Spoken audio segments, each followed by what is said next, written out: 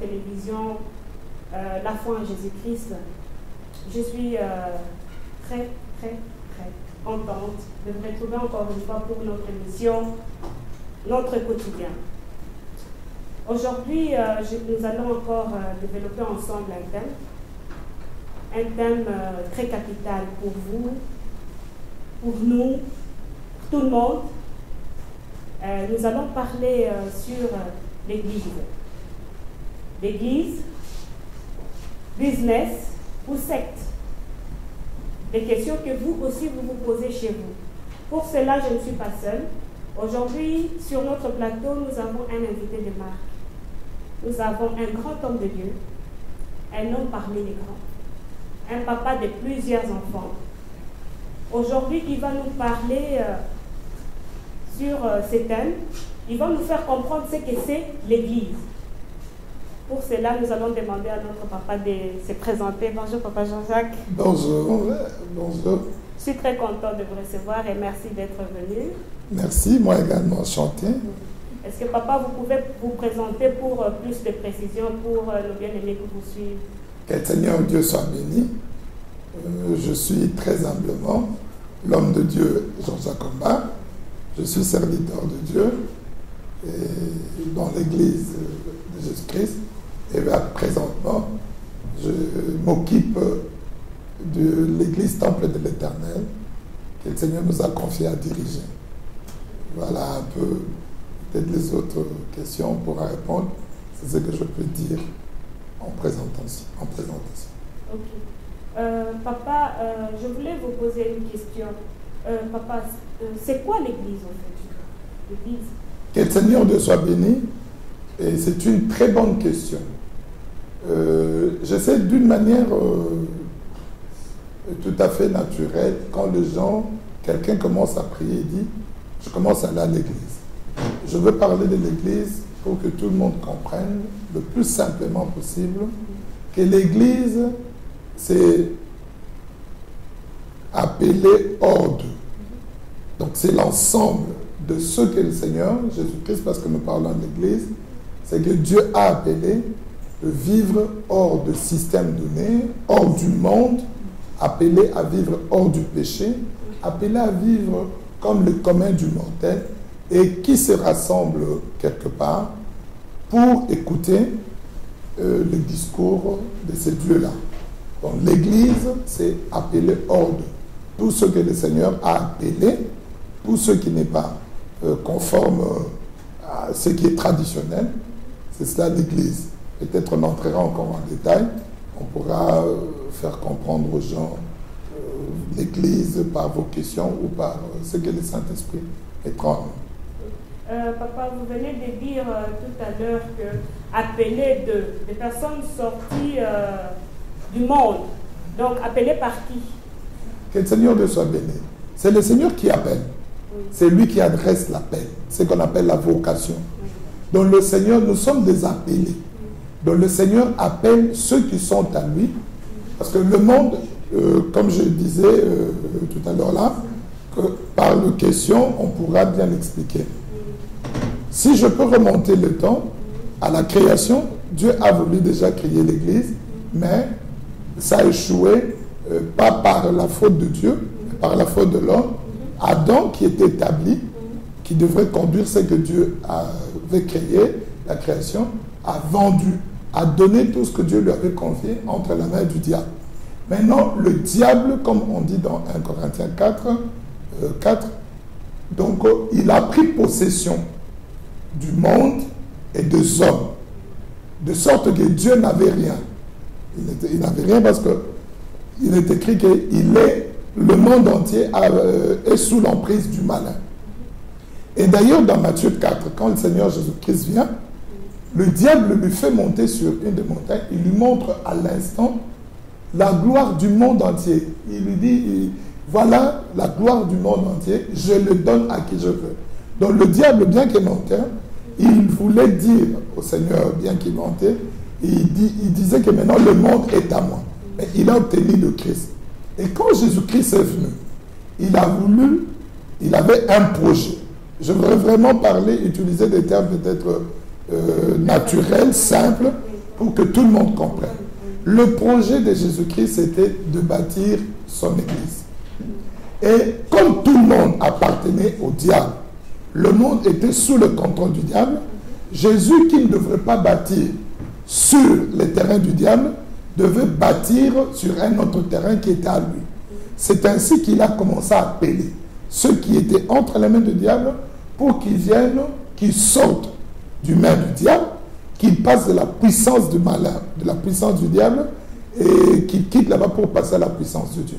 Ce sont ceux-là qui maintenant acceptent de suivre Jésus, d'écouter son discours, qu'on appelle Église. Donc appelés hors du système du monde, appelés hors de ce que le diable a établi, appelés hors de la politique, appelés hors de corporations, de traditions et coutumes, de tout ce que de pensées humaines, de philosophies, des idéologies. Donc tout cela que le Seigneur appelle pour maintenant écouter, suivre ce que le Seigneur veut, ce sont ceux-là. Donc pour répondre à votre question, ils sont appelés par le Seigneur Jésus-Christ. En tout cas, j'espère que bien aimé, vous avez bien compris. Papa, quand vous parlez de Seigneur, je voudrais que vous puissiez bien expliquer à nos bien-aimés, parce que quand vous dites sortie d'eux, appelés par Seigneur, parce que plusieurs seigneurs aussi peuvent appeler leurs disciples. Je voudrais que vous puissiez expliquer à nos bien-aimés de quel Seigneur il s'agit ici, et son nom. Quel Seigneur Dieu soit béni. Il s'agit du Seigneur Jésus-Christ. Nous ne voudrons pas aller à gauche, à droite, qu'il n'y ait pas de confusion. Oui. Il s'agit du Seigneur Jésus-Christ. Parce que de tous ceux qui, avant Jésus-Christ, sont venus sur terre, même de tous ceux qui, toutes les pensées religieuses, le courant, tout ça, personne n'a présenté son projet. Mais Jésus-Christ, dans Matthieu 16, il dit, à partir du verset 16, 18, il dit, « Je bâtirai mon église. » C'est lui l'artisan, l'architecte de son église. Et il devrait appeler à lui, parce qu'il n'avait personne.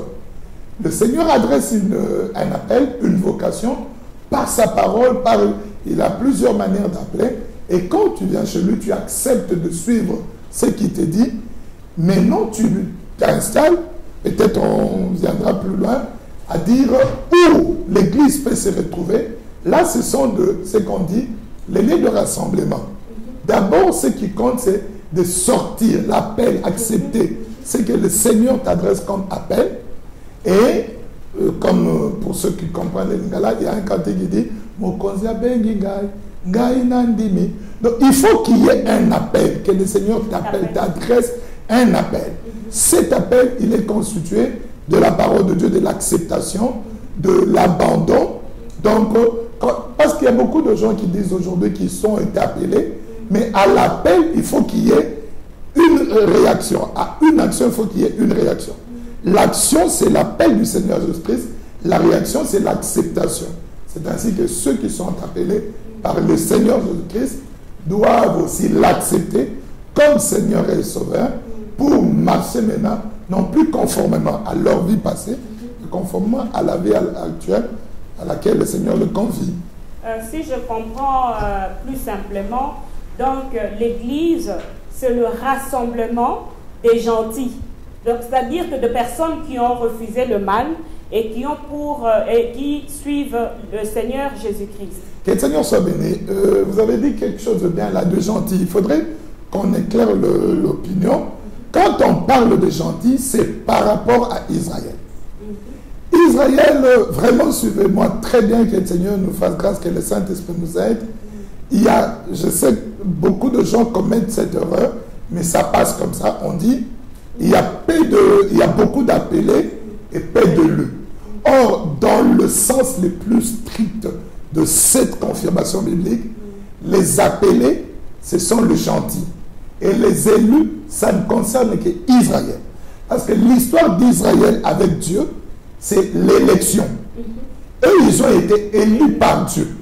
Donc, si Dieu avait voté, il y avait toutes les nations du monde, Israël y compris, personne ne connaissait le Seigneur.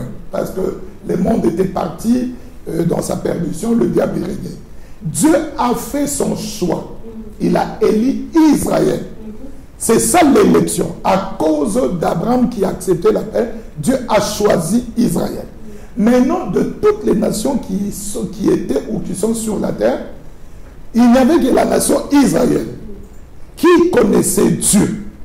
Toutes nos nations, même ma nation, la nation qu'on voit, la France, la Belgique, le Congo, personne ne connaissait Dieu. Toutes ces nations étaient hors de Dieu. Maintenant, les gentils sont le monde entier, moi, Israël, nation. Ce sont ceux-là. C'est ainsi que l'Église concerne les nations et ne concerne pas Israël.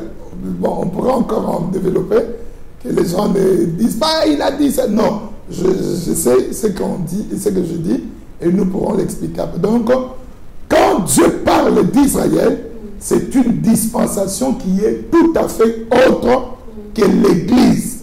Parce que l'Église, c'est les nations qui sont appelées, qui n'étaient pas de Dieu. Le Seigneur les appelle maintenant du monde des nations pour qu'ils viennent se rassembler, écouter le discours de Dieu. Voilà un peu ce qu'on pourrait dire, mais on va encore enchérir par vos questions.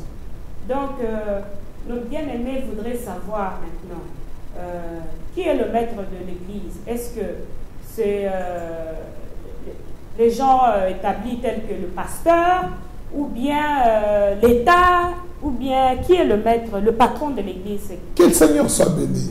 Le patron de l'Église s'appelle le Seigneur Jésus-Christ. Un point, un trait. Mais maintenant, quand on va aller plus loin, c'est peut-être ce que les gens peuvent comprendre, ou le quotidien de Mortel, parce que nous sommes dans le quotidien. Voilà, le quotidien. Quand on dit l'église de pasteur Jean-Jacques, je veux prier chez le pasteur Jean-Jacques. Là, quand Dieu appelle maintenant son peuple, il appelle ses enfants. Il ne va pas les laisser comme ça, en l'air, comme on veut nous faire comprendre aujourd'hui. Non, n'allez pas dans les églises, tout ça, non. Il y a un lieu de rassemblement qu'on appelle église locale. L'église qu'on a définie comme étant appelée hors d'eux, ça c'est l'église corps du Christ, qui est invisible, et Jésus connaît ce qui lui appartient. Mais maintenant, il y a deux lieux, par exemple, localisation, où il y a un local, comme ces lieux, peut servir de rassemblement à ceux qui ont été appelés. Là, il y a maintenant quelqu'un que le Seigneur établit, qui coordonne, qui dirige, qui exerce l'autorité reçue par le Seigneur Jésus-Christ. Quand bien même il est établi sur cette église locale, sur le brebis, sur les rachetés du Seigneur, l'église appartient à Jésus. C'est ainsi que Paul, l'architecte, celui que le Seigneur a utilisé l'instrument pour vulgariser l'église, il dit un seul fondement a été posé, le Seigneur Jésus-Christ, et que personne qui posera, qui bâtira après, ne bâtisse pas sur un autre fondement. Le fondement, ce n'est pas le pasteur, ce n'est pas l'apôtre, ce n'est pas le prophète, ce n'est pas l'évangile, ce n'est pas le docteur. Ça, ce sont des serviteurs que le Seigneur a établis pour l'édification de saints. Le saint, c'est ceux qui ont été appelés, que le Seigneur a purifiés, a justifiés. La Bible dit, ceux qu'il a connus d'avance, il les a appelés. C'est-à-dire, l'église commence. Et quand il les a appelés, il les a justifiés. Donc, c'est-à-dire, il les justifie par rapport à leur vie passée, à ceux qu'ils étaient, pour que le diable ne vienne pas encore dire que voilà, eux là, ils m'appartiennent, ils ont ceci. Et ceux qu'il a justifiés, il les glorifie pour être donc appelés, prédestinés, et il les justifie, il les glorifie pour être comme le Seigneur Jésus-Christ. Car, n'oublions pas que quand le Seigneur appelle, c'est pour revenir à ce qui était au début. Dieu créa l'homme à son image, à sa ressemblance. L'homme n'avait plus la ressemblance de Dieu. Ainsi, le Seigneur est venu chercher l'homme. Jésus-Christ est venu. C'est ainsi qu'il adresse un appel. C'est pour ça que vous verrez, ce n'est pas tout le monde qui reçoit le message. Seulement ceux qui appartiennent à Dieu, qui comprennent qu'ils n'ont plus l'identité divine, ils retournent vers ce Dieu pour qu'ils aient cette identité. Ainsi donc, pour abréger ce que j'ai dit, l'Église appartient au Seigneur Jésus-Christ, celui le patron, celui le fondateur. Et dans ce rassemblement qui est Église, est-ce qu'il y a un ordre établi, il y a une hiérarchie à suivre? Que le Seigneur Dieu soit béni. Dans Ephésiens 4, il est écrit, étant monté au ciel, à partir du verset 11, il a donné de dons.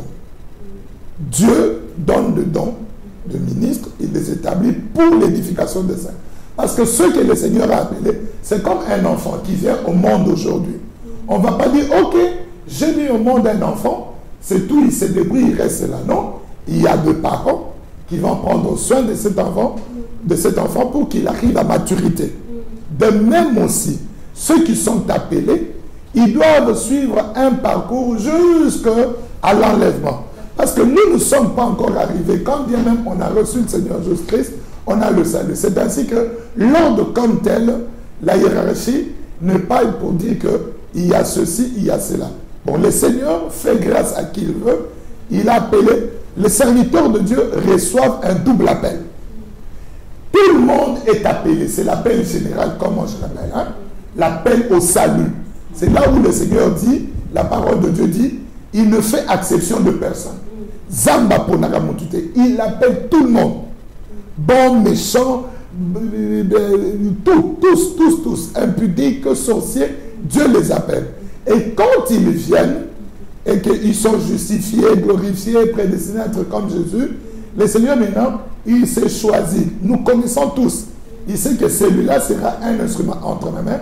Il pourra conduire mon peuple, il pourra faire ceci. Il lui adresse encore un second appel, un deuxième appel, et il fait de celui-là ce qu'il avait déjà connu, son ministre, pour l'édification de ceux qui devront hériter le royaume de Dieu. Donc l'ordre comme tel, ça dépend de l'organisation maintenant locale.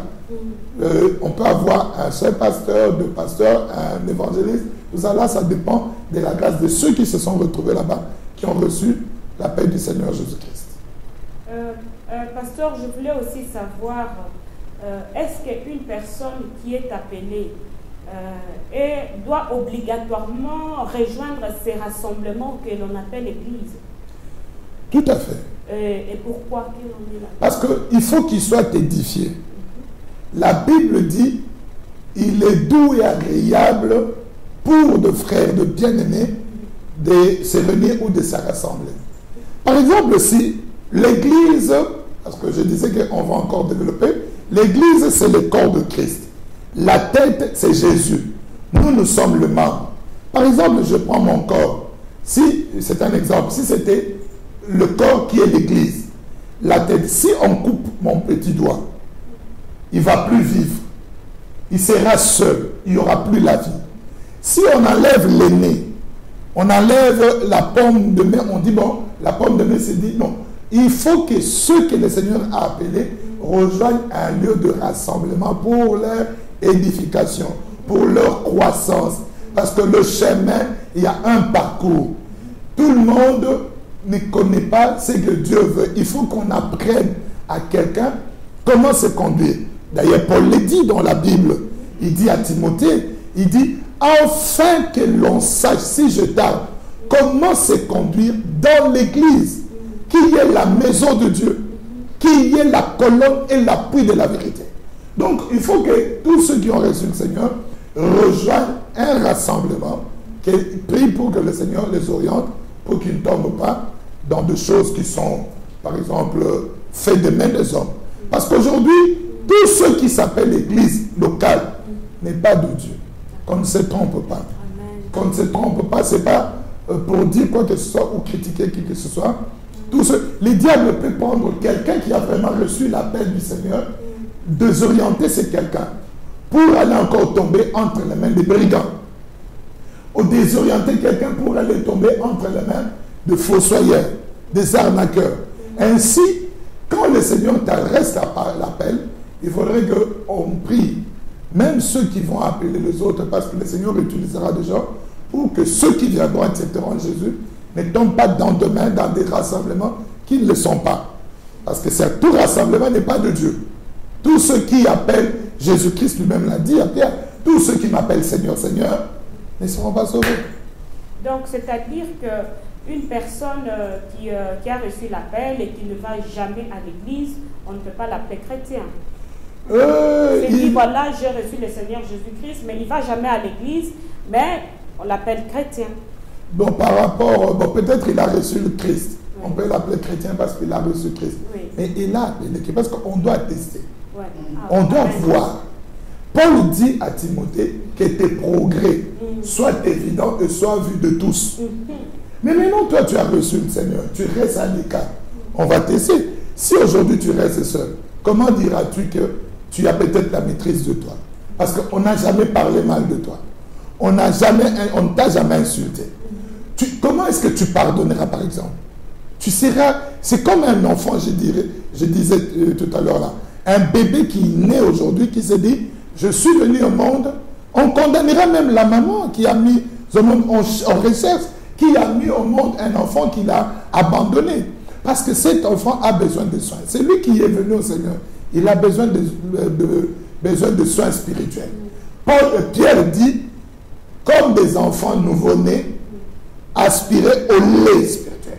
Tout enfant qui vient du monde aspire au lait pour sa croissance. Aujourd'hui, moi, à mon âge, je n'ai plus besoin du lait maternel. Donc, l'enfant qui vient au monde a besoin de ce lait maternel. Il ne mange pas d'abord de l'aliment solide. Et on ne va pas laisser un bébé commencer à lui dire, le Seigneur Jésus-Christ reviendra prendre le sein. Tu dois être enlevé. Il ne connaît rien, il n'a même pas de conscience. Donc, tous ceux-là qui ne se trompent pas. Je sais, ma soeur, moi j'ai parlé que c'est le Saint-Esprit par votre bouche qui a permis que vous posiez cette question. Aujourd'hui, je lance un appel solennel. Il y a des gens qui vont faire sortir des gens dans des églises, qui passent même dans des télévisions, sur des chaînes sur Internet pour dire, n'allez pas dans des églises. Mais ils ne comprennent pas. C'est Jésus qui a dit, j'ai bâtirai mon église. Maintenant, quand vous vous dites aux gens, de ne pas fréquenter des églises, de rassemblement des églises locales, c'est pour qu'ils soient auprès du diable. Parce que quand tu es seul, ma soeur, comme on est là, personne ne nous fait du mal. On ne sait pas dire que on a la maîtrise. Je donne l'exemple où on dit que quand quelqu'un t'insulte en face comme ça, tu sens le courroux, tu te dis, mais c'est là ou celui-là. Il ne m'aime pas, il m'arrive même pas à la cheville. Tu vois, toutes ces choses-là, on doit les apprendre pour qu'on arrive à maturité. Parce que le Seigneur rassemble son peuple. Le Seigneur ne peut pas laisser ceux qui ont reçu son nom comme ça au hasard. Non, c'est vraiment de fausses notions. Donc, si je comprends bien, l'appel est attesté dans le rassemblement que l'on appelle l'Église. Oui, tout à fait. Donc, c'est-à-dire, celui qui est appelé bien-aimé dans le Seigneur, c'est très, très, très important à savoir pour tous nos bien-aimés qui sont à la maison, qui se disent qu'ils sont appelés de Dieu. Donc, l'appel est attesté par le rassemblement que l'on appelle Église. Bon, papa, de tout ce que vous venez de dire, mais apparemment, les réalités que nous vivons aujourd'hui dans ces rassemblements, c'est tout à fait le contraire. Par exemple, aujourd'hui, on appelle les églises binzan-binzan. Papa, c'est dû à quoi, toutes ces choses? Pourquoi l'église qui est censée rassembler des gentils, aujourd'hui devient un scandale? Que le Seigneur soit béni. Si nous retournons, par exemple, au début de l'église, avec Paul, l'apôtre, que le Seigneur a choisi pour répandre la parole. Dans Romains 16, on dit de Paul, dans Romains, dans 1 Corinthiens 9, on dit de Paul, 7. Or, il était appelé et attesté par le Seigneur Jésus-Christ. Donc, d'emblée, je voudrais vous dire que ça ne nous étonnera pas qu'on appelle aujourd'hui l'église ou les rassemblements binzan. Parce que même le Seigneur Jésus-Christ, quand il est arrivé, on l'a taxé de Belzébuth. Or, c'était lui le Seigneur, c'était lui le salut. Donc maintenant, au-delà de tout cela, nous devrons savoir que quand il y a le faux, il y a le vrai. Donc, il peut y avoir des rassemblements qui ne sont pas de vrais rassemblements, mais il y a aussi des rassemblements qui sont de vrais rassemblements de Dieu, bâtis, construits par Dieu. Ce n'est pas parce que, quelque part, il y a du faux qu'on ne trouve pas du vrai. Non, il y a du vrai. Ce que nous rencontrons aujourd'hui, ce n'est que tout à fait normal parce que le diable est encore dans ce monde. Il cherche à ce qu'il reprenne ceux qui lui avaient échappé. Donc je dirais par exemple à tous ceux qui sont blessés, qui disent que je suis fatigué, je reste à la maison, c'est une grosse erreur. Le Seigneur Jésus-Christ vous condamnera. Parce que vous n'êtes pas allé auprès de Dieu pour lui poser la question. pour savoir s'il y a un mauvais chirurgien qui a opéré votre enfant, tous ceux qui passent dans cette salle d'opération, la petite appendicite, il y a des gens qui meurent. Mais il faut poser la question, y a-t-il pas un autre chirurgien dans le coin ou ailleurs? Naaman qui était syrien, qui a été le général Naaman, qui a été par-ci par-là, il a dû demander, Dieu a utilisé la jeune femme qui était à son sein pour dire, dans mon pays, il y a un vrai. Alors, par exemple, les apôtres du temps de Jésus-Christ, il y a un centenier et il y a un papa qui a amené son fils qui était presque épileptique, tout ça. Il dit, j'ai amené mon fils auprès de tes apôtres, tes serviteurs. Ils n'ont pas pu chasser. Mais ces mêmes apôtres-là étaient de vrais, choisis par Dieu, ce n'était pas une erreur. Et Jésus a vu qu'il y avait quelque chose à eux. Donc, pour répondre plus concrètement à votre question, c'est vrai qu'il y aura toujours du faux. Nous les déplorons. Mais qu'on prie, qu'on cherche, Dieu orientera. En tout cas, merci, pasteur. On va continuer encore une question. Dites-moi, pasteur, même aujourd'hui, même dans les vraies églises, parce qu'on voit aussi à des hommes de Dieu qui ont la grâce. Mais comment ça se fait qu'un méchant peut continuer à persister dans l'église, là où il y a des gentils? Que le Seigneur Dieu soit béni. C'est la volonté de Dieu. Dieu dit dans sa parole, dans la parabole de l'ivraie et de la bonne sémence, dans Matthieu 13, il dit, un semeur est sorti, il a sémé la bonne sémence dans son champ. Et après, ses serviteurs sont allés voir ce semeur pour lui dire, Maître, n'avez-vous pas sémé la bonne sémence dans votre champ? Comment se fait-il qu'il y a des livrets? Permettez, maître, qu'on aille et qu'on arrache l'ivraie. Le maître a dit, de peur qu'en arrachant l'ivraie, vous arrachez aussi de la bonne sémence. Je donne un exemple. Il y a par exemple aujourd'hui dans les églises, dans les rassemblements, dans les églises locales, les familles qui vont prier. Maintenant, il y a dans les familles un qui est méchant. Si on punit par exemple, on dit bon, c'est méchant, on le met dehors tout ça. Si la famille d'où il est issu n'est pas mature, vous verrez toute cette famille dire, on ne pouvait pas toucher à notre fils, on ne pouvait pas toucher à notre fille, nous partons. Et pourtant, peut-être, les membres de la famille ne sont pas méchants, comme les méchants ou la méchante qui devraient être punis. Ainsi donc, par sagesse, pour ne pas arracher la bonne sémence, le Seigneur dit, laissez croître. Mais à la moisson, c'est-à-dire à la fin du temps, on séparera. C'est ainsi, comment est-ce qu'on saura que tel est méchant, tel est mauvais? Il n'y aura pas des églises à 100% de saints. Il y aura toujours ces mélanges. Il y aura de mauvais comme de méchants.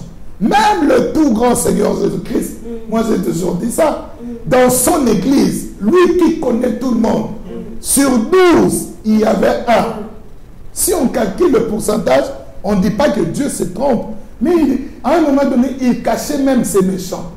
Si Pierre avait appris que c'est Judas Iscariote qui allait vendre Jésus, Jésus allait seulement apprendre que la tête de Judas n'était plus là. Mais Jésus a gardé cette chose bien qu'il connaissait. Jusqu'à la fin, il a trempé même le pain. Il a donné à Judas. Tout le monde n'a pas compris. Donc on ne peut pas bien aimer chasser. C'est à l'église d'exercer la puissance pour que le méchant sente et comprenne qu'ici, il y a Dieu et qu'il se répande. Qui sait si ces méchants sont maintenus dans ces lieux-là pour leur repentance, pour leur salut. Donc si on commence à se mettre, mais un méchant par contre, qui récidive après plusieurs exhortations, qui fait des choses sciemment, là l'église a l'autorité, peut-être de le mettre dehors. Mais quand on ne sait pas que c'est un méchant, il fait des choses à moitié, qu'il vive la puissance de Dieu. Quand lui freine que l'église n'aille pas de l'avant, qu'il voit l'église avancer, un jour il se repentira, il dira, je glorifie Dieu. Dans ces lieux, il y a le Seigneur. Donc les méchants seront là jusqu'à ce que le Seigneur prendra le sien. Et que eux, on saura que ce sont des méchants. En tout cas, papa, je suis fort touché par cette réponse. Je pense que vous aussi, bien-aimés dans le Seigneur, vous qui nous suivez, c'est très très important de savoir que les méchants sera toujours dans l'Église. Comme a dit papa, si les méchants demeurent encore dans l'Église, c'est pour qu'à la fin, qu'il y ait la démonstration de la puissance de Dieu. L'Église n'a pas reçu, comme a dit papa, cette autorité de pouvoir mettre quelqu'un de côté, à moins que ça soit exceptionnel. Mais sinon, que les méchants, si les méchants demeurent encore dans l'Église, c'est pour qu'ils vivent la démonstration de la puissance de Dieu. Donc, papa, nous avons encore une question. Nos bien-aimés se posent des questions en disant, mais ils ont l'impression de croire que ces rassemblements se font au profit de pouvoir abuser les enfants de Dieu de leur argent. Parce que ils se disent que vous pouvez aller dans une église, du début à la fin, on ne parle que de l'argent. En fin de compte, on ne sait plus. Est-ce que c'est l'église ou bien ça devient un lieu de commerce? C'est quoi tout ça? Que le Seigneur Dieu soit béni. Moi, Dieu m'a fait grâce d'avoir un franc-parler. Je voudrais d'abord dire à toutes ces personnes-là qu'on ne cessera jamais de parler de l'argent dans l'église. Par exemple, je parle du lieu où nous prions aujourd'hui. On a un problème d'instruments. On ne va pas aller par l'Esprit de Dieu dans des magasins où on vend des instruments, dire Esprit de Dieu nous a dit nous sommes l'église. On va payer. Et c'est auprès des enfants de Dieu qu'on demandera cet argent. Alors, je sais que le diable est en train de s'aimer beaucoup des zizanies. Nous sommes, par exemple, ici en Europe.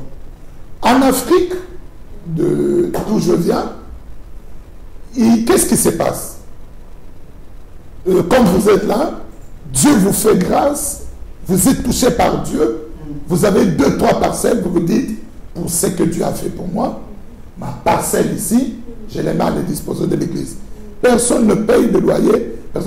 Ici, on n'en trouve pas. Ce sont de salles d'autrui. Seul le propriétaire de lieu où il y a rassemblement, eux, ils vous font louer un lieu où vous devrez payer. Si vous ne payez pas, on vous fait sortir. Il faut demander l'argent. Mais peut-être pour un parabus, ça c'est exagéré. Si les gens pouvaient connaître, c'est que le serviteur de Dieu endure pour venir récolter ses mains, le fonds pour faire fonctionner l'église. Les gens fermeront les bouches. Mais les gens, ils voient ses mains. Par exemple, ça nous est arrivé, je ne vais pas aller plus loin. Dimanche de la semaine passée, nous sommes en train de collecter des fonds pour qu'on trouve un endroit plus grand. Parce que là où nous sommes, le peuple de Dieu est devenu, on se confine, c'est devenu, ça fait 100 ans. On doit aller à un endroit où le peuple de Dieu se retrouvera bien, parce que nous trouvons que le Seigneur est en train de nous bénir, numériquement, il y a la croissance, tout ça, et nous-mêmes, nous voulons trouver tout ça. Depuis un mois, on a dit aux enfants de Dieu, malheureusement et heureusement à la fois, une sœur est venue pour la première fois. Je parle dans notre église. Elle a trouvé qu'on faisait la collecte. Et quand je dis malheureusement, quand elle est sortie, il y a son frère, son jeune frère qui l'appelle, qui dit, ah, ma soeur, tu as été à l'église? Il dit, oui, tu vas où? Il dit, oh, dans cette église-là, on demande toujours l'argent. Tu vois? Oh, c'est quelque chose de vrai, on a un besoin réel. Ce n'est pas qu'on a... Et puis, gloire à Dieu pour nous, la soeur, son amie qui l'avait appelé, a assisté à la scène, directement nous a dit. Moi, j'ai appelé la soeur, je lui ai dit, vous avez été choqué, tout ça. Il dit non. Je dis non, c'est une collecte. Aujourd'hui, peut-être, vous nous trouverez ailleurs à cause de ce qu'on a fait. Vous voyez, si par exemple la soeur était mauvaise ou méchante, elle allait dire ailleurs que oui, c'est vrai, on nous demande qu'il y ait de l'argent. Donc, c'est la réalité, on ne peut pas. Mais je sais aussi qu'il y a d'autres qui exagèrent, comme vous avez dit, qui abusent. Le comble aussi est que ceux auprès de qui on demande ne savent pas aujourd'hui bien donner. Mais parce qu'ils se disent, nous avons des difficultés, on arrive à l'église pour que ces difficultés, que le Seigneur Jésus puisse nous aider par rapport à ces difficultés. On arrive là, le peu qu'on a, on nous prend encore. Donc en fin de compte, on ne sait pas savoir qu'est-ce qu'on peut faire. Là vraiment, je vais lire dans la Bible. Merci ma soeur. J'ai dit, moi que vous voyez, votre frère, votre serviteur, votre papa, j'ai travaillé à l'église avec ces mêmes pensées. Je me disais, parce que quand j'ai commencé à servir Dieu, bon, j'étais d'abord jeune, j'ai terminé mes études, j'ai commencé à travailler. J'ai travaillé 9 ans dans des entreprises. Après, le Seigneur m'a demandé d'arrêter de servir à temps plein. Dans l'église, une des églises que j'ai dirigées, je me disais, je ne demanderai pas l'offrande. Je prêchais, je m'arrêtais là. Les diacres faisaient le service ou le modérateur des offrandes. Parce que je me disais que ma réputation, ma personne ne soit pas entachée, souillée. De l'argent, tout ça. Dieu m'a repris un jour, il m'a dit, mon serviteur, tu es encore orgueilleux. Je dis, Seigneur, je suis orgueilleux, comme il dit, parce que tu refuses de t'essuyer, de parler à mon peuple et de donner, parce qu'on parlera que tu aimes l'argent. Tu es orgueilleux, tu ne veux pas accepter l'humiliation de la croix. J'ai dit, ah non, c'est comme ça que Dieu pense. Et Dieu m'a appris. Mais là, je voudrais lire un passage, parce que les gens disent que nous sommes depuis hier, nous allons à l'église pour tout ça. On dit, qui dit qu'on ne doit pas donner? Je suis dans le livre de 1 Corinthiens, chapitre 2 Corinthiens. 2 Corinthiens, chapitre 8, à partir du verset 1 jusqu'au 5 et 6. C'est Paul, le tout grand apôtre. Il dit, nous vous faisons connaître, frères, bien-aimés, la grâce de Dieu qui s'est manifestée dans l'église, dans les églises de la Macédoine. Dans les églises de la Macédoine. Verset 2. Au milieu de beaucoup de tribulations qui ont éprouvé ces églises, leur joie débordante et leur pauvreté profonde ont produit avec abondance de riches libéralités de leur part. Ils ont, je l'atteste, donné. Il s'agit de donner, couper ça. Volontairement, selon leurs moyens. Selon leur pauvreté. Le pauvre donne selon sa pauvreté. Et même au-delà de leurs moyens. Nous demandons avec de grandes instances la grâce de prendre part à l'assistance destinée aux saints. Et non seulement ils ont contribué comme nous l'espérions, mais ils se sont d'abord donnés eux-mêmes au Seigneur, puis ils se sont donnés à nous par la volonté de Dieu. Et nous avons donc engagé Tite à achever chez vous cette œuvre de bienfaisance, comme il l'avait commencé. C'est-à-dire, il y avait une œuvre de bienfaisance qui avait commencé, des données, qui ne s'était pas achevée. Ça a pris un temps. Ma soeur et tous ceux qui nous suivent, je sais qu'aujourd'hui, on parle mal de l'Église et de l'œuvre de Dieu. Moi, je dis que c'est l'œuvre du diable qui est en train de brandir seulement aux gens. On vous demande. On dit selon ses moyens. Jamais un pasteur, à ce que je sache, est allé dans les sacs à main d'une maman pour dire « je prends ton argent » est allé sur le comblement. Il présente les besoins et c'est au peuple de Dieu de donner. Je ne veux pas me voiler la face pour dire que non, je ne veux pas demander. Non. L'œuvre de Dieu marchera comme ça. Ça marchera comme ça, ma soeur. On ne va pas... Il y a certaines choses, les gens disent, non, je voudrais vous dire. D'abord, la Bible dit, ces gens se sont donnés à Dieu.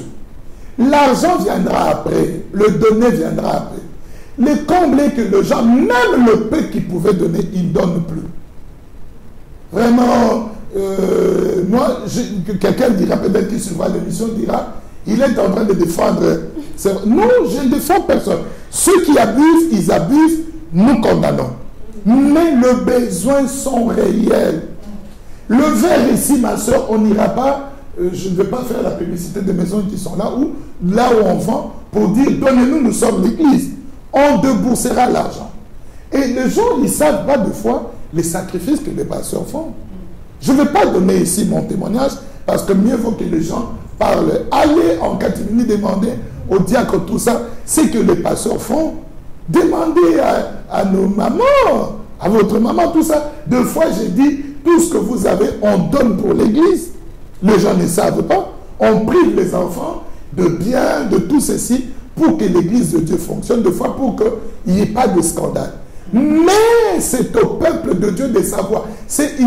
Quand Dieu appelle, voilà, on revient à la question que vous avez dit, quand quelqu'un qui vient à l'église, il peut recevoir. Non, on doit apprendre à la personne qui a reçu l'appel, qu'il a de droit et il a de devoir.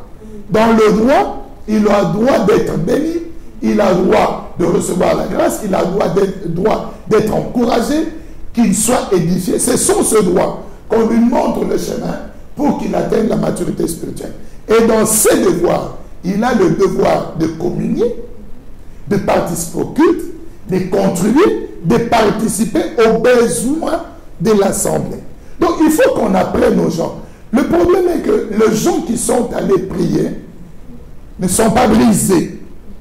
Quelqu'un qui, quand il était païen, il pouvait débourser 3000 € pour un musicien du monde, il pouvait acheter tout un congélateur d'alcool à ceux qui étaient là pour qu'on sache qu'il y a mon préso. Maintenant, quand il vient à l'église, des fois, c'est juste un 10 € qu'on demande. Ah, on nous demande trop. Par rapport à quoi? Papa, encore une question. Est-ce que si les gens respectent comme ça, et que ce n'est pas par déception?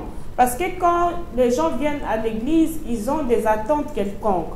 Et quand ils voient que malgré que je viens, je prie, ce que j'ai comme problème, ça continue à persister et moi, on est toujours occupé à me demander l'argent. Et c'est ainsi que la personne se sent abusée. Est-ce que vous pouvez expliquer à nos bien-aimés ces phénomènes? Que le Seigneur de soit béni. J'ai parlé de droits et devoirs. Donc, avant qu'on demande à la personne de donner, il faut que ces droits soient satisfaits. Voilà, tout à fait. Par exemple, dans ce droit, il est découragé. Il trouve qu'il est déçu. Il est malade. Il faut lui apporter gratuitement. Gratuitement. Il ne faut pas exiger, par exemple, quelqu'un qui est lié par sa famille, par deux choses. Paul parle, priez pour moi que je sois délivré des incrédules. Vous n'allez pas demander. C'est du côté où j'ai dit, il ne faut pas abuser. Il faut dire que c'est cette personne-là qui est venue, qui a besoin de la paix, qui reçoive la paix. Qu'on s'occupe de lui. C'est une brebis. Il doit avoir le soin approprié. C'est après. Bien-aimés serviteurs de Dieu et tous ceux qui me suivent, même pour qu'on traite une vache, on fait d'abord manger la vache. On prend soin de la vache. La vache a de la graisse après. C'est après qu'on pourra faire la traite. Donc, baka monaye mabele, ngombe balesagi, si ma pesa yo, miliki. Yo sepela. Tu ne peux pas non plus commencer par quelqu'un qui est envoûté, qui a des problèmes, dans son foyer, ça ne marche pas. Ma soeur, donne. Non. Là, non. Le Seigneur Jésus-Christ a commencé par donner du pain. Il dit, asseyez-vous. Il a donné du pain. Il a distribué du poisson. Et ensuite, ces gens-là, quand Jésus avait besoin de quelque chose, il a envoyé aller quelque part là. Quand on vous demandera, dites que le Seigneur a besoin de cet âme. Moi, j'ai parlé fort bien que cette personne-là était parmi ceux qui avaient mangé. D'abord, le Seigneur a... Il faut d'abord que nous prenions soin. Non pas par intérêt. L'œuvre de Dieu ne doit pas être faite par intérêt. Tu t'es dit, je vois la sœur Ruth, certainement, et travaille. À la fin du mois, c'est déjà rassurant. Je vois ma sœur Elodie, quelque part, c'est déjà rassurant. Non! Vous serez dessus. Servez le Seigneur. Il touchera les cœurs. Et les gens, quand vous parlerez, ils contribueront. Parce que dans là où nous avons lu, Paul a donné 2 éléments. Il a dit, ils se sont d'abord donnés à Dieu, puis ils se sont donnés à nous. Et ils ont ensuite contribué. Donc, si je parle de... Donc, je voudrais que je sois équilibré. Il ne faut pas d'abord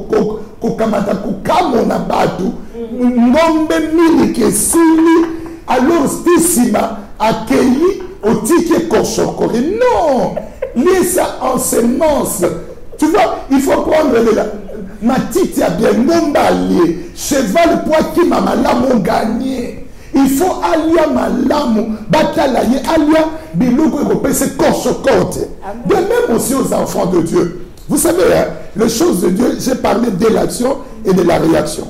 Si vous donnez de la bonne nourriture au peuple de Dieu, quand vous exigerez d'eux les choses matérielles, ils donneront facilement. Papa, nous voyons aussi, même dans notre quotidien aussi, nous voyons ces principes-là. Ici, à l'Occident, ils ont compris. Quand il y a un malade, le médecin commence d'abord par les soigner. Après, la facture aussi suit. Amen. Tout à fait. Donc, papa, je voudrais que vous puissiez aussi dire à nos bien-aimés, ces offrandes à l'église, vous avez dit, paye les loyers. À part les loyers, ça contribue à quoi? Parce que nos bien-aimés disent que voilà, les pasteurs s'habillent bien, sa femme s'habille bien, les enfants sont bien, pendant que nous on souffre, et ces offrandes, à quoi ça sert? Merci, que Dieu soit béni. Je voudrais vous dire que moi, votre frère que vous voyez ici, le Seigneur m'avait appelé depuis longtemps, mais l'une des causes qui faisait que je ne vienne pas à lui, c'était la pauvreté de ceux qui m'apportaient la parole. Amen. Je voyais des gens qui venaient avec presque conchocoré, qui parlaient bien. Et moi, je me disais, moi, j'étudie pour devenir cadre, PDG ou ministre ou directeur dans une entreprise. Je vais prier, croire en Jésus, devenir. Ces gens-là venaient chez moi, je m'excuse, je ne me moque pas d'eux. C'était une des barrières. Et je vais parler les gens qui me suivent bien. Je parle, par exemple, je donne l'exemple d'Israël. Il y avait 12 tribus. Combien de tribus? 12. Il y avait une seule tribu, la tribu de Lévi, qui ne travaillait pas, qui était au service de Dieu. Et Dieu avait ordonné, disait la Bible, que toutes les 11 tribus apportent à Dieu les offrandes, les dons. Et Dieu prenait tout cela, le remettait aux Lévi, qui étaient riches. Parce que les gens aujourd'hui, ils prennent des choses de Dieu. Les pensées humaines, ils croient que c'est ça la pensée de Dieu. Non, moi je ne suis pas d'accord avec ça. Est-ce que vous voulez qu'un pasteur soit malingre, tout ça? Si un enfant de Dieu qui vient là, il voit déjà l'homme tel qu'il est là, il se fera, il se dira non, ici, il n'y a rien de bon.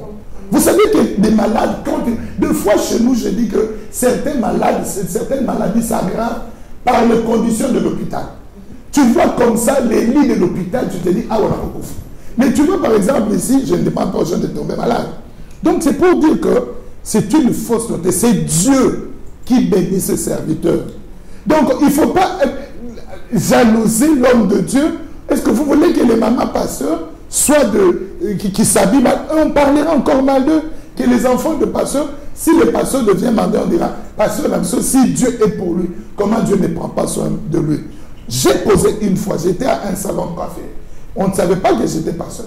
Les jeunes gens qui étaient là disaient, pasteur, et puis on m'a coiffé. Et souvent, je ne parle pas. Mais je me suis retourné. J'ai posé la question à un qui était là. Frère, vous gagnez 800 €. Vous n'êtes pas encore riche. Comment est-ce qu'avec 800 €, vous ne vous êtes pas enrichi, vous allez enrichir les pasteurs?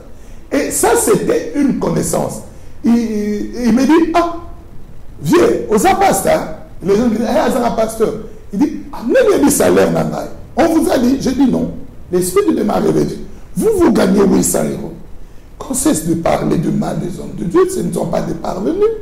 Il y a de ceux qui ont étudié, qui ont quitté pour l'œuvre de Dieu. Donc, on ne peut pas dire, j'ai donné l'exemple, que les gens me disent, tout Israël, les 11 tribus, venaient donner à Dieu. Et Dieu avait ordonné à ce qu'on lui donnait, que soit donné aux Lévites. Une seule tribu. Donc, ils étaient riches. Permettez, je vais vous retourner la parole pour poser une question. Donc, c'est pour dire que ce sont de faux semblants. La manière de bénir de Dieu, elle est différente. Donc, Dieu peut bénir. Moi, je n'ai pas honte. Je peux vous dire, par exemple, cette montre, tu verras comme ça, tu dis, c'est une belle montre, peut-être sertie de diamants, les pasteurs. Mais c'est quelqu'un qui est venu comme ça, je prêchais la parole, l'a saisi, je ne l'ai pas demandé, qui dit, pasteur, prenez cette montre. Et un serviteur de Dieu est venu m'a béni avec ce costume. Je n'ai pas honte de le dire, je n'ai pas acheté. Hein? Ces chaussures, il y a une sœur qui vend les chaussures qui me dit, ça coûte autant, mais pour vous, je vous le fais à 1/5. Le prix c'est ça, mais vous payez-moi 1/5. Je dis, ah bon? Pour ça, ce sont une belle paire de chaussures, je donne. Je n'ai pas honte de cela. Donc, peut-être tu verras la sœur Jean-Jacques bien habillée et roule voiture. Il y a par exemple la voiture, celle que j'ai. Un enfant de Dieu, il dormait chez lui. Je n'avais pas de voiture parce que je n'ai pas l'habitude de demander, je sers Dieu. Dieu lui dit, vous là, vous êtes méchant. Mon serviteur, il regarde les distances qu'il fait. Vous roulez dans des voitures, tout ça. Il a remis 10 personnes à mon insu. Il dit, Dieu m'a dit ça, dit ça. Il faut qu'on achète une voiture à notre pasteur. Ah, bon? Et après, ils sont venus me dire, pasteur, voilà ce que Dieu nous a dit. On l'a fait. Ah, gloire à Dieu. Est-ce que c'est mal? Non. Les gens qui cessent de faire ça, mais si aussi les pasteurs est dans le besoin, il dit, payez pour moi. Vous avez posé la question, ces offrandes font quoi? Il y a le loyer, il y a l'entretien, il y a les autres serviteurs. Est-ce que les gens savent que nous payons aussi des abonnements à certains enfants de Dieu, à certains collaborateurs? On ne doit pas les dire du haut de la chair. Il y a d'autres personnes qui n'ont pas de garantie, qu'on est en train d'aider sans les dire. Il y a d'autres mamans qui nous disent, on n'a pas mangé, on nous a coupé tous les revenus. Pas de chômage, papa est parti, l'église fait sortir 200. Ce que la main droite donne, il ne faudrait pas que gauche donne. Donc nous savons faire ces choses selon nos petits moyens. Donc, mais le gros de ce qu'on donne, c'est souvent pour l'entretien de l'église, des loyers. Ici, vous savez, on doit payer l'électricité, ce n'est pas gratuit. Sinon, on mettra le limitateur d'énergie. On doit payer l'Internet, on doit payer les téléphones. Donc tout ça, ça entre dans ce que nous faisons. Des fois, ça, les enfants de Dieu ne comprennent pas. Donc on ne s'enrichit pas. C'est Dieu qui enrichit. Un serviteur de Dieu qui regarde au panier, il est le plus malheureux. Mais papa, on voit aussi des hommes de Dieu qui mettent le montant à donner et tout ça. Qu'est-ce que vous allez dire à tout cela? Si vous avez dit que chacun peut donner ce qu'il a, mais il y a des hommes de Dieu qui fixent un montant. Souvent, ça se passe dans les conférences. Vous voyez un homme de Dieu qui fixe, voilà, donner 1000 euros, 2000 euros. C'est-à-dire que si tu n'as pas ces 1000 euros, 2000 euros, Dieu ne te bénit pas. Non, la bénédiction est gratuite. La prière est gratuite. Mais ça nous est aussi arrivé de fixer des montants par rapport à un besoin. Si je peux parler rapidement, il y a le collecte. Le collecte ou la collecte, c'est ce qu'on appelle en lingala pour ceux qui sur Tintan. C'est-à-dire, on a besoin de 50 euros qui peut donner 10, 5, on a besoin de 5 personnes. On est à Tintan. J'apporte 10 euros, tu apportes 20 euros, l'autre apporte le 20 qui reste, c'est 50 euros. Là, on fixe. Maintenant, les offrandes, on ne les détermine pas. Les offrandes, c'est par rapport à la reconnaissance de ce que Dieu a fait et par rapport à vos avoirs. On dit venons offrir à Dieu. Donc, quand quelqu'un a une bête, l'autre, David a donné comme roi. Et les autres donnaient, c'est ainsi qu'en Israël, le Seigneur permettait à ce que même ceux qui n'avaient rien attrapent le moineau pour venir offrir. Donc, les offrandes, on ne les détermine pas. Très important à savoir pour nos bien-aimés qui nous suivent. C'est très très important parce que là-dedans, il y a beaucoup de polémiques. Comme vient de dire notre papa, on ne détermine pas le montant d'une offrande. Si on détermine le montant, c'est par rapport aux collectes, à des besoins quelconques que l'Église a. Amen. Donc voilà, c'est ça. Donc papa, parce que nous tendons vers la fin de notre émission, une question qui est très importante. Est-ce qu'un chrétien ou un appelé peut fréquenter n'importe quelle assemblée? Dans le sens où je dis par exemple, nous avons des musulmans. Un musulman va prier dans une mosquée qui est proche de lui. Mais souvent dans l'église, les hommes de Dieu ou les pasteurs ont du mal à accepter qu'un fidèle puisse quitter son église et aller dans une autre église. C'est par rapport à quoi? Bon, c'est par rapport à la doctrine et à ce qui est enseigné. Oui. voilà, si nous, par exemple, il y avait la discipline comme chez les musulmans, comme vous avez donné l'exemple, il n'est presque un seul message. Mais vous remarquerez dans les églises, il y a des messages différents. Vous irez là-bas, on dit, on va prier pour vous, vous serez bénis. L'autre, il dit, je dois marcher sur vous. Alors, je ne permettrai pas à ce que le fidèle aille dans une doctrine. Parce qu'il y a des doctrines de démons, il y a des doctrines du diable, des doctrines des hommes, et la doctrine divine de Jésus-Christ. Donc, si par exemple, vous savez que c'est comme une mère qui ne peut pas tolérer à ce que ses enfants aillent manger dans n'importe quelle maison. C'est tout à fait normal. Donc, on ne peut pas condamner ça. Il faut vérifier. Mais si il y a par exemple, vous avez vérifié, vous savez ce qui se donne là-bas, ce qui se mange là-bas, bon, je ne vois pas de problème. On peut dire, ok, si tu vas là-bas, tu vas sur Paris, va sur telle église. Tu vas sur Bruxelles, va là-bas. On canalise. Parce qu'un parent se doit de conduire son enfant. Très important encore à savoir, bien-aimés dans les Seigneurs, comme vient de dire papa, si ce n'est pas parce que le pasteur veut vous approprier ou bien veut vous retenir dans son église, c'est juste pour pouvoir vous éviter à rencontrer des doctrines des démons, parce qu'avec tout ce qui se passe, ce n'est pas tout le monde qui crie Jésus, qui sont réellement de Jésus. Donc, papa était très clair. Et papa, une dernière question pour que nous puissions terminer notre émission. Papa, quelle sécurité nous apporte l'Église? Ah, très capital. Voilà. L'Église nous apporte la sécurité par rapport d'abord au diable. Parce que la Bible dit, le loup, les lions, rugissant, les diables, est en train de tourner, rôder, cherchant qui dévorer. Et l'Église nous sécurise. On vous dira attention. Je donne un exemple très brièvement. Dernièrement ici, je ne sais pas, il y a des gens qui sont en train de faire de l'arnaque en appelant des gens en disant, vous êtes tel, moi-même ils m'ont appelé. Là, l'Église doit porter la sécurité, dire aux fidèles, si vous recevez des coups de fil pareils, oh, il y a une prophétie, appelez notre prophétesse, appelez notre prophète, il ne faut pas accepter, parce que la facture s'ensuit, et vous payez, vous parlez 10 minutes, et c'est la facture de 800 €, 200 €. Donc l'Église nous apporte la sécurité par rapport au diable. Au dehors, il y a le loup ravisseur. Au dehors, il y a des choses qui peuvent encore nous faire retourner auprès du diable. La Bible dit, ne vous assemblez pas avec les infidèles. Donc la plus grande sécurité, c'est par rapport à l'ennemi. Pourquoi? Parce que quand un enfant de Dieu a été appelé, c'est comme un évadé de la prison du diable. Le Seigneur l'a fait évader. Comme dans toutes les prisons du monde, si les diables nous avaient condamnés, ils nous avaient pris ceux qui lui appartenaient et les avaient condamnés à toujours, à vie pour l'enfer. Mais maintenant, quand le Seigneur vient et il vous appelle, c'est qu'il vous fait échapper de la prison du diable. Et le diable, il est en train de poursuivre pour vous faire retourner dans sa prison. Et l'Église nous apporte cette sécurité. L'Église nous apporte encore la sécurité qu'un jour, nous serons sur le bon parcours et nous verrons le Seigneur. Amen. Nous verrons Dieu. Parce que quand on s'éloigne de Dieu, ma soeur, je suis pasteur, je suis gardien, berger, je vois ceux qui s'éloignent de nous. Quand on vient nous rapporter des choses, ils ont suivi peut-être par-ci, par-là, c'est pour leur perte. Il y a quelqu'un, une famille qui venait à l'église, qui s'assemblait, il y a quelqu'un qui est venu leur dire que non, aujourd'hui, Dieu ne veut plus que les gens se rassemblent dans des rassemblements comme ça.